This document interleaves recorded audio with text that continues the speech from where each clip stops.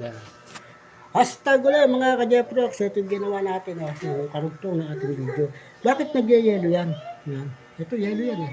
Nagyayelo, di ba? Ayan o. Nagyayelo. No? Ayan. Ngayon, paano mawawala yan? Kasi yan, yung yelo na yan, galing sa taas. Pag ganun, papunta rito yan. Tinan mo dito. Nagmo-moist na siya. Okay. Ay. Ayan, nagmo-moist na siya. Ayan, no?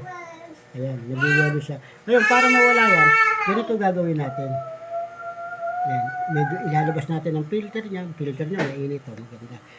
Pasisingawin mo rito. Mga siguro, unti-unti lang ang singaw. Unti-unti lang. Buksan natin. Wala nakaplais eh. Ayun. Pwede dito. Pwede dito. Alin sa dalawa. Pero mas maganda na rin dito kasi nasa filter. Gaya ito siya. Sasarain sa nipil. Ganito lang yan, ito, kunti na to. Itututok nyo lang yan.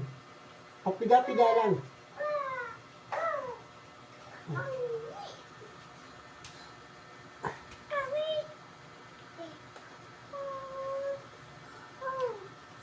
Ayan. Hop, ayan. Yung lumabas na yan, pre yun.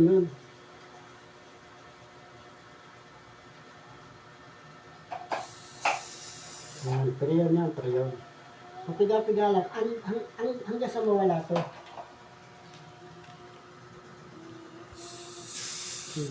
Nag-overcharge tayo ng mga ka-Jeprox.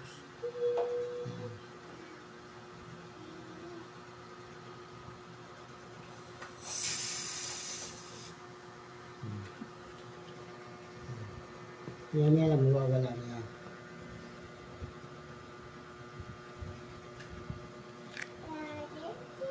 Tutubig yan.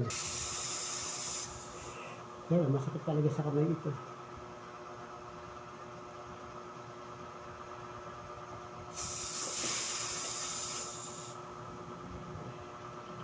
Nawawala.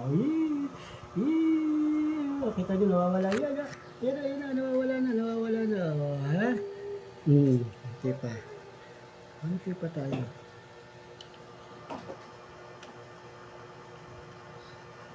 Ganun baka kapusin.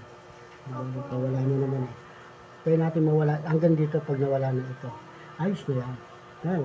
Nawawala na nga. Malapang na siya. Ganyan lang mga ka-Jeprox. Kung sakali magkakarga kayo ng overcharge o magagawa tayo ng R600, antayin mo natin mga 1 oras.